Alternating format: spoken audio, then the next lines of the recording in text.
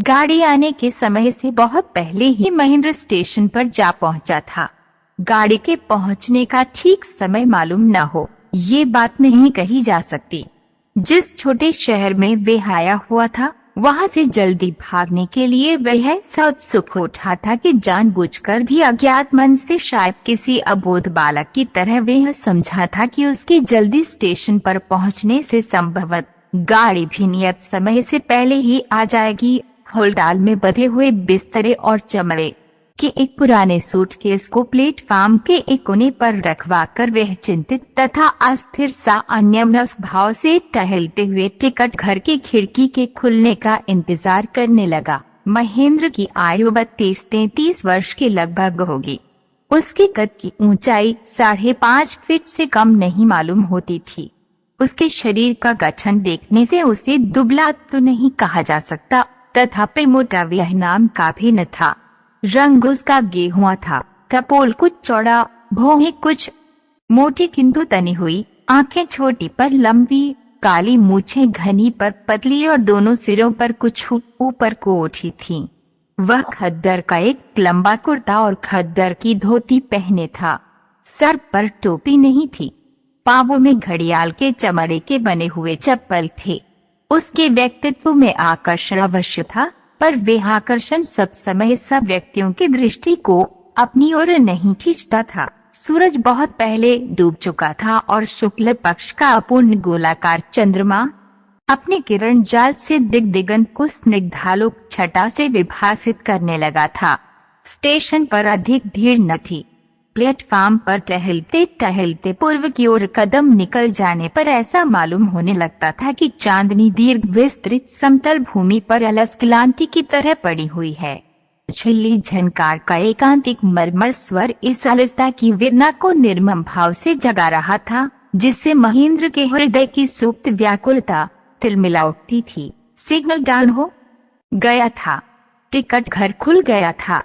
Third class का ticket खरीद कर महेंद्र गाड़ी का इंतजार करने लगा। थोड़ी देर में दूर ही से सर्चलाइट के प्रखर प्रकाश से तिमिर विदारण करती हुई गाड़ी दिखाई दी और झक झक करती हुई स्टेशन पर आ खड़ी हुई। सामने के कंपार्टमेंट में केवल 2 व्यक्ति बैठे थे और वे भी उतरने की तैयारी कर रहे थे। महेंद्र एक हाथ में बिस्तर की गठरी और दूसरे हाथ से सूटकेस पकड़कर उसी में जा घुसा। जो 2 व्यक्ति कंपार्टमेंट में थे, उनके उतरते ही एक चश्माधारी सज्जन ने 2 महिलाओं के साथ भीतर प्रवेश किया। कुली ने आकर नवागंतुक महाशय का सामान भीतर रख दिया और मजूरी के संबंध में काफी हुज्जत करने के बाद पैसे लेकर चला गया। चश्माधारी सज्जन महिलाओं के साथ महेंद्र के सामने वाले बेंच पर बड़े आराम से बैठ गए। मालूम होता था कि वह बड़ी हड़बड़ी के साथ गाड़ी के आने के कुछ ही समय पहले स्टेशन पहुंचे थे और घबराहट में थे कि महिलाओं को साथ लेकर यदि किसी कंपार्टमेंट में जगह न मिली तो क्या हाल होगा। वह अभी तक हंप रहे थे, जिससे उनकी अब तक की परेशानी स्पष्ट व्यक्त होती थी। अब जब आराम से बैठने को खाली जगह मिल गई तो एक लंबी सांस लेकर चश्मा उतार कर रुमाल से मुंह का पसीना पोंछने लगे। पसीना पोंछते पोंछते महेंद्र की ओर देखकर उन्होंने प्रश्न किया, शिकोहाबाद क्या बजे गाड़ी पहुंचेगी, आप बता सकते हैं? महेंद्र ने उत्तर दिया, जहां तक मेरा ख्याल है 12 बजे के करीब पहुंचेगी। महेंद्र कंगियों से महिलाओं की ओर देख रहा था। महिलाएं उसके एकदम सामने बैठी थीं और यदि दृष्टि सीधी करके स्वाभाविक रूप से उन्हें देखता रहता तो भी शायद न तो चश्माधारी सज्जन को और न महिलाओं को कोई आपत्ति होती, पर उसे अपनी स्वाभाविक संकोचशीलता के कारण उनकी ओर स्थिर दृष्टि से देखने का साहस नहीं होता था। दोनों महिलाएं बेपर्दा बैठी थीं। उनमें एक की अवस्था प्राय 35 वर्ष की होगी। वह एक सफेद चादर ओढ़े खड़ी थी। दूसरी 22-23 वर्ष की जान पड़ती थी। वह एक गुलाबी रंग की सुंदर सुरुचिपूर्ण साड़ी पहने थी। दोनों यथेष्ट सभ्य और सुशील जान पड़ती थीं। ज्येष्ठा के देखने से ऐसा अनुमान लगाया जा सकता था कि किसी समय वह सुंदर रही होगी, पर अब अस्वस्थता के कारण उसका मुखमंडल बिल्कुल निस्तेज जान पड़ता था। कनिष्ठा यद्यपि सौंदर्य कला की दृष्टि से सुंदरी नहीं थी, तथापि उसके मुख की व्यंजना में एक ऐसी सरल मधुरिमा वर्तमान थी जो बरबस आंखों को आकर्षित कर लेती थी। आज कई कारणों से महेंद्र का जी दिन भर अच्छा नहीं रहा। गाड़ी में बैठने तक वह चिंतित, अन्यमनस्क तथा उदास था, पर गाड़ी में बैठते ही शिष्ट, सुशील तथा सुंदरी महिलाओं के साहचर्य से उसके खिन मन में एक सुखद सरलता छा गई। यद्यपि वह संकोच के कारण कुछ कम घबराया हुआ न था, तथापि चश्माधारी सज्जन की भोली आकृति तथा सरल भाव भंगिमाओं से और महिलाओं की शालीनता से उसे इस बात पर धीरे धीरे विश्वास होने लगा था कि उनके बीच किसी प्रकार का संकोच अनावश्यक ही नहीं बल्कि अशोभन भी है। चश्माधारी सज्जन ने चश्मा उतार कर एक रुमाल से उसे पोंछते हुए पूछा, आप क्या शिकोहाबाद जा रहे हैं? जी नहीं, मैं दिल्ली जा रहा हूँ। क्या आप शिकोहाबाद में ही रहते हैं? जी नहीं, मुझे टुंडला जाना है। मैं वहाँ कोर्ट में प्रैक्टिस करता हूँ। इधर कुछ दिनों के लिए घर आया हुआ था। अब अपनी वाइफ को और सिस्टर को लेकर वापस जा रहा हूँ। सिस्टर की तबीयत ठीक नहीं रहती, इसलिए उसे हवा बदली के लिए ले जा रहा हूँ। एक साधारण से प्रश्न के उत्तर में इतनी बातों से परिचित होने पर महेंद्र का नवपरिचित सज्जन की बेतकल्लुफी पर आश्चर्य हुआ और वे मन ही मन मुस्कुराने लगा। उसने अनुमान लगाया कि ज्येष्ठ महिला सिस्टर होगी और कनिष्ठा वाइफ। थोड़ी देर में गाड़ी चलने लगी।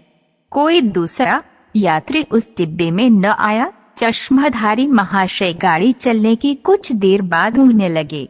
वे रह न सके और बंधे हुए बिस्तर को तकिया बनाकर एक दूसरे बेंच पर लेट गए और लगते ही खर्राटे लेने लगे।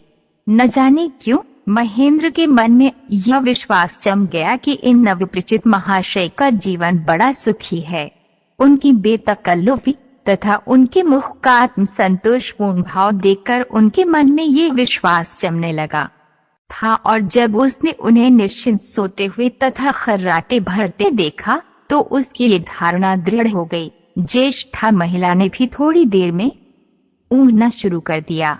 वह मूर्ति जाती थी और बीच बीच में जब जबरदस्त हिचकोला खाती थी तो जाग पड़ती थी। केवल कनिष्ठा महिला पूर्णत सजग थी। वह कभी खिड़की के बाहर झांककर चांदनी के उज्ज्वल आलोक में शायद पल पल परिवर्तित प्राकृतिक दृश्यों का आनंद लेती थी, कभी ऊँघने वाली महिला की ओर देखती थी, कभी खर्राटे भरने वाले महाशय शायद अपने पति को एक बार सरसरी निगाह से देख लेती थी, और कभी महेंद्र को स्निग्ध किंतु विस्मय की उत्सुकता से पूर्ण आंखों से देखने लगती थी। उन आंखों की स्थिर दृष्टि जब महेंद्र पर आकर पड़ती थी तो उसे ऐसा मालूम होने लगता कि मोहाविष्ट हुआ जा रहा है और उसकी सारी आत्मा, यहाँ तक कि सारा शरीर भी अपना रूप बदल रहा है, और ये किसी अव्यक्त तथा अतीन्द्रिय मायावी स्पर्श से कुछ का कुछ हुआ जा रहा है। वह उस स्थिर दृष्टि का तेज सहन न कर सकने के कारण आंखें फिरा लेता था। गाड़ी टटर टटर टटर शब्द से चली जा रही थी। जागृत महिला की गुलाबी साड़ी का आंचल हवा के झोंके से नीचे खिसक कर उसके लहराते हुए घनकुंचित काले केशों की बहार दिखा रहा था। गुलाबी साड़ी भी हवा के जोर से फड़फड़ फहरा रही थी। महेंद्र पूर्ण जागृत अवस्था में स्वप्न देखने लगा। उसे ये भी भ्रम होने लगा कि यह महिला, जो इसके पहले उसके लिए एकदम अज्ञात थी और निश्चय ही सदा अज्ञात रहेगी, न जाने किस चिदानंदमय लोक से अकस्मात आविर्भूत होकर उसके पास आ बैठी है और गुलाबी रंग की पताका फहराकर विश्व विजय को निकली है, और वे उसका साथी बनकर उस अनंतगामी रेल रूपी रथ पर चला जा रहा है। सारा विश्व, समस्त मानवी तथा मानसी सृष्टि उसके लिए उस कंपार्टमेंट के भीतर समा गई थी, जिसमें ऊँघने वाली महिला तथा सोए हुए सज्जन का कोई अस्तित्व नहीं था, और उसके बाहर क्षण क्षण में परिवर्तित होने वाले अस्थिर माया जगत का चिरचंचल रूप एकदम असत्य सत्ताहीन सा लगता था। महेंद्र सोचने लगा कि उसने जीवन में कितनी ही स्त्रियों को विभिन्न रूपों तथा विचित्र परिस्थितियों में देखा है, पर आज का ये बिल्कुल साधारण सा अनुभव उसे क्यों ऐसा अपूर्व तथा अनुपम लग रहा है। वह सोच ही रहा था कि फिर उस विश्वविजेनी ने अपनी सुंदर विस्मित आंखों की रहस्यमयी उत्सुकता से भरी स्थिर दृष्टि से उसकी ओर देखा। वह मन ही मन संबोधित करते हुए कहने लगा, चिर अज्ञाता, चिर अपरिचिता देवी, तुम मुझसे क्या चाहती हो? तुम्हारी इस मर्म भेदिनी दृष्टि का क्या अर्थ है? दैवयोग से महाकाल के इस नगण्यतम क्षण में, जिसकी सत्ता महासागर में एक क्षुद्रतम बुदबुदे के बराबर भी नहीं है, हम दोनों का आकस्मिक मिलन घटित हुआ है और महासागर में बुदबुदे की तरह ये क्षण सदा के लिए विलीन हो जाएगा। तथापि इतने ही अरसे में क्या तुम हम दोनों के जन्मांतर के संबंध से परिचित हो गए, अथवा ये सब कुछ नहीं है? तुम्हारी आंखों की उत्सुकता का कोई मूल्य नहीं है, मेरी विह्वल भावुकता का कोई महत्व नहीं है। महत्वपूर्ण जो कुछ है वह है तुम्हारे पास लेटे हुए व्यक्ति का खर्राटे भरना। शिकोहाबाद पहुंचने पर चश्माधारी सज्जन की नींद न टूटी और ज्येष्ठा महिला ऊँघती रही, पर महेंद्र की विश्वविजेनी की आंखों में एक क्षण के लिए भी निद्रा रसावेश का लेश नहीं दिखाई दिया। वह बीच बीच में अपनी मर्मभेदिनी दृष्टि की प्रखर उत्सुकता से उसके हृदय को कारण निर्मम रूप से बिद करती चली जाती थी। फलस्वरूप महेंद्र की गुलाबी मोहकता भी शिकोहाबाद पहुंचने तक अखंड बनी रही। शिकोहाबाद पहुंचने पर विश्वविजेनी ने चश्माधारी सज्जन के खिंचित स्थूल शरीर को हाथ से हिलाते हुए जगाया। ऊँघती हुई महिला भी संभल कर बैठ गई। कुलियों से सामान उतरवा कर चारों व्यक्ति उतर पड़े। दिल्ली वाली गाड़ी जिस प्लेटफार्म पर लगने वाली थी, वहां को जाने के लिए पुल पार करना पड़ा।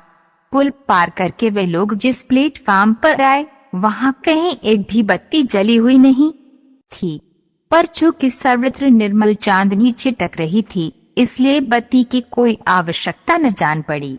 गाड़ी के आने में अभी 1.5 घंटे की देर थी। चश्माधारी महाशय एक बेंच पर बिस्तर फैलाकर लेट गए। दोनों महिलाएं भी नीचे रखे हुए सामान के ऊपर बैठ गईं। चश्माधारी सज्जन ने महेंद्र से कहा, आप भी किसी बेंच पर बिस्तर बिछाकर लेट जाइए, पर कोई बेंच खाली नहीं थी और न महेंद्र सोने के लिए ही उत्सुक था। आज की रेलवे यात्रा की चंद्रोज्वल रात्रि उसे चिरजागृत तथा चिरजीवित स्वप्न लोक में विचरण का अवसर दे रही थी।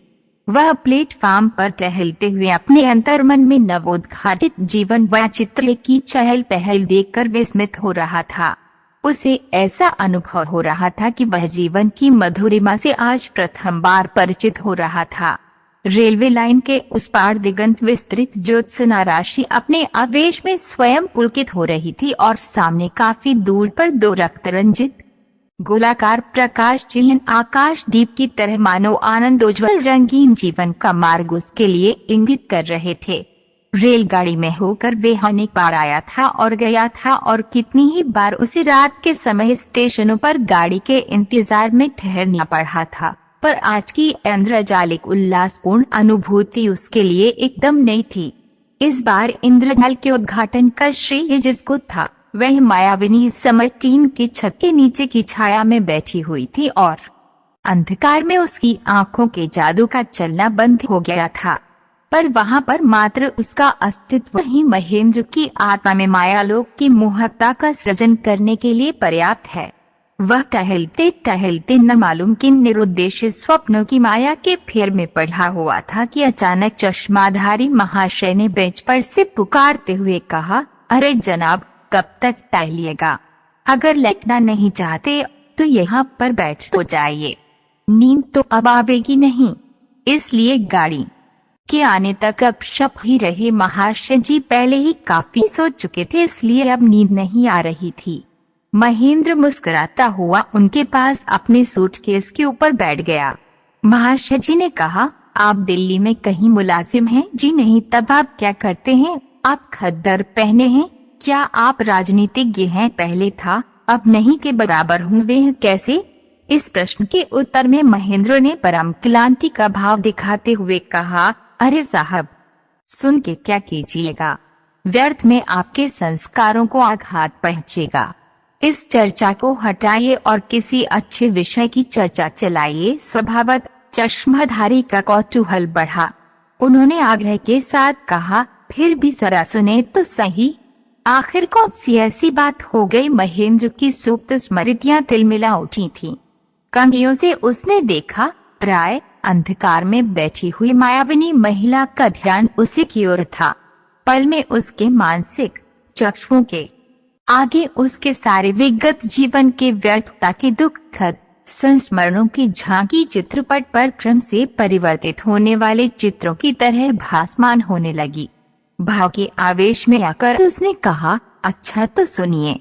11 वर्ष से लेकर 30 वर्ष तक की अवस्था तक गांधी के सिद्धांतों के पीछे पागल होकर, भूखों रहकर, पग पर ठोकरें खाकर, समाज तथा परिवार की फटकारें सहकर, जीवन के सब सुखों को अपने ध्येय के लिए तिलांजलि देकर, राष्ट्रीय आदर्श को ब्रह्म तत्व से भी अधिक महत्व देकर सच्ची लगन से अपनी सारी आत्मा को निमज्जित करके देश का काम किया। 3 बार काफी अवधि के लिए जेल में सड़ता रहा, बार बार पुलिस के डंडे सर पर पड़ते रहे। जमीन जायदाद कुर्क हो गई। माता पिता अपनी कपूत संतान के कारण तबाह होकर मानसिक और शारीरिक पीड़ा की पराकाष्ठा भोगकर चल बसे। पत्नी तड़पड़ कर अपने भाग्य को कोसती हुई मर गई। फिर भी मैं राष्ट्र से कल्याण के परम ध्येय को स्त्री, परिवार, आत्मा और परमात्मा से बहुत ऊंचा मानता हुआ सच्ची लगन से काम करता रहा। जब अंतिम बार जेल खाने में बंदी मियाद पूरी करने के बाद थका मादा मन तथा शरीर से क्लिष्ट और क्लांत होकर मैं बाहर आया, तब एक एक करके उन स्नेही जनों की स्मृतियां मेरे मन में उदित होकर व्यक्त होने लगी, जिनकी मैं सदा अवज्ञा करता आया था। अपनी पत्नी से मैंने जीवन में शायद 2 दिन भी घनिष्ठता से बातें न की होंगी। जब मैं बाहर रहता था तो उसके पत्र बराबर मेरे पास आते रहते थे और मैं सरसरी दृष्टि से पढ़कर अवज्ञा से फाड़कर फेंक देता था। 1 या 2 बार से अधिक मैंने उसके पत्रों का उत्तर नहीं दिया और 2 बार जो उत्तर दिया था वह भी 4 पंक्तियों में बिल्कुल रूखे सूखे ढंग से। अब जब मैं अपने को सारे संसार में अकेला, स्नेह तथा संवेदना से वंचित, असहाय तथा निरुपाय अनुभव करने लगा तो उसकी भोली भाली सकरुण स्नेह की वेदना से भरी सहज सलोनी मूर्ति प्रतिपल मेरी आंखों के आगे भासित होने लगी। उसके पत्रों में सरल शब्दों में वर्णित कातर व्याकुलता के हाहाकार की पुकार मानो मेरी स्मृति के अतुल गह्वर में दीर्घ सुप्ति की घोर जड़ता के बाद अकस्मात जागृत होकर मेरे हृदय पर जलते हुए अंगारों के गोलों से आघात करने लगी। अपने जीवन में कभी किसी बात पर नहीं रोया था। माता पिता तथा पत्नी, किसी की मृत्यु पर आंसू की एक बूंद मेरी आंखों से न निकली थी। अब रह रहकर उन लोगों की याद में बिलख बिलख कर मैं बार बार रो पड़ता। मेरी स्नेहशील पतिपरायण पत्नी की करुण पुण्यछवि उज्ज्वल नक्षत्र की तरह मेरी आंखों के आगे स्पष्ट भासमान होने लगी। रह रहकर मेरा जी विकल होता था और मुझे ऐसा प्रतीत होने लगता जैसे मेरे हृदय में किसी के निष्कलंक सुकुमार प्राणों की पैशाचिक हत्या का अपराध पाषाण भार की तरह पड़ा हो। बहुत दिनों तक इस नृशंस अपराध की भयंकर अनुभूति का भूत मेरी आत्मा को अत्यंत निष्ठुरता से दबाता रहा। अब भी ये भौतिक आतंक कभी कभी मेरे मन में जागृत होता है। फिर भी अब मैंने अपने मन को बहुत समझा लिया है और जीवन को एक नई दृष्टि से नए रूप में देखने लगा हूँ और साधारण से साधारण घटना भी कभी कभी मेरे मन में एक अलौकिक आनंद का आश्चर्य उत्पन्न करने लगती है। किसी स्त्री को देखते ही अब मेरे हृदय में एक श्रद्धापूर्ण उत्सुकता का भाव जाग पड़ता है।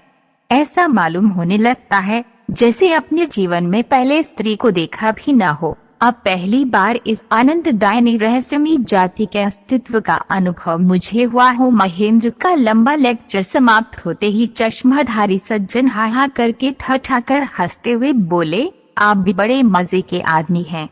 खूब, ये कहकर वह बेंच पर आराम से लेट गए और उन्होंने आंखें बंद कर ली।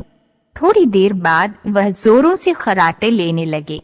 एक लंबी सांस लेते हुए महेंद्र ने प्राय अंधकार में अस्पष्ट झलकती हुई गुलाबी साड़ी की ओर देखा। दो आंखों की मार्मिक दृष्टि से तीव्र मोहकता उस अर्धअंधकार में भी विस्मित वेदना की उत्सुक उज्ज्वल रेखाओं को विकिरित कर रही थी। महेंद्र पुलक विह्वल होकर मंत्रमुग्ध सा बैठा रहा। घंटी बजी। दिल्ली को जाने वाली गाड़ी के आने की सूचना देते हुए सिग्नल डाउन हुआ। सामने रक्त आकाश द्वीप के बदले हरे रंग का प्रकाश जल उठा। ये हरित आलोक महेंद्र के मानसपट में साड़ी के गुलाबी रंग के साथ मिलकर एक स्निग्ध शुचि सौंदर्य लोक का सृजन करने लगा। थोड़ी देर में दूर ही से गाड़ी का सर्चलाइट दिखाई दिया। चश्माधारी महाशय महेंद्र के जगाने पर फड़फड़ाते हुए उठे। कुलियों ने सामान संभाल लिया। भग भग करती हुई गाड़ी प्लेटफार्म पर आ लगी। बड़ी भीड़ थी। चश्माधारी सज्जन को महिलाओं के साथ कुली लोग इंजन के उल्टी ओर बहुत दूर तक ले गए। कहीं स्थान न पाकर अंत में एक डिब्बे में जबरदस्ती घुस गए। महेंद्र भी उन लोगों के साथ साथ जा रहा था, पर जिस डिब्बे में वे लोग घुसे उस डिब्बे में स्थान का निपट अभाव देखकर वे विवश होकर एक दूसरे डिब्बे में चला गया। वहां भी काफी भीड़ थी। किसी प्रकार उसने अपने बैठने के लिए थोड़ा सा स्थान बनाया। गार्ड ने सीटी दी। गाड़ी चल पड़ी। महेंद्र के मस्तिष्क में नाना अस्पष्ट भावनाएं चक्कर काटने लगी। 2 दिन से उसे नींद नहीं आई थी। आज भी वो अभी तक सो नहीं पाया, इसलिए सोचते सोचते वह ऊँघने लगा। ऊँघते हुए उसने देखा कि गुलाबी रंग की साड़ी द्रौपदी की चीर की तरह फैलती हुई अकारण सारे आकाश में छा गई है। सहसा 2 स्थानों पर वह गगनव्यापी साड़ी फटी और उन 2 छिद्रों से होकर 2 वेदनाशील तीक्ष्ण उज्ज्वल आंखें तीर की तरह प्रखर वेग से उसकी ओर धावित होकर एक रूप में मिलकर एक बड़ी आंख के आकार में परिणत होगी। वह बड़ी आंखें उसके शरीर को छेद कर उसके हृदपिंड को छूकर फिर ऊपर आकाश की ओर तीर की तरह छोटी और आकाश में फैली हुई गुलाबी साड़ी में जा लगी और फटकर फिर से 2 सुंदर किंतु करुणा विकल आंखों के आकार में विभक्त होगी। टुंडला स्टेशन पर गाड़ी ठहरने पर महेंद्र पूर्णतः सचेत होकर बैठ गया। चश्माधारी महाशय दोनों महिलाओं को साथ लेकर कंपार्टमेंट से बाहर उतरे और सामान को कुलियों के हवाले करके उनके साथ बाहर फाटक की ओर चले। महेंद्र ने अपने कंपार्टमेंट से अपनी विश्वविजनी को देखा। वह इस उत्सुकता में था कि एक बार अंतिम समय के लिए दोनों की आंखें चार हो जावें, पर न हुई और गुलाबी साड़ी से आवृत सजीव प्रतिमा व्यस्त विह्वल सी आगे को निकल गई। टुंडला से गाड़ी छूटने पर महेंद्र के कानों में चश्माधारी सज्जन के ठठाकर हंसने का शब्द गूंजने लगा। उसके अदृष्ट का चिर व्यंग्य पुकार मानो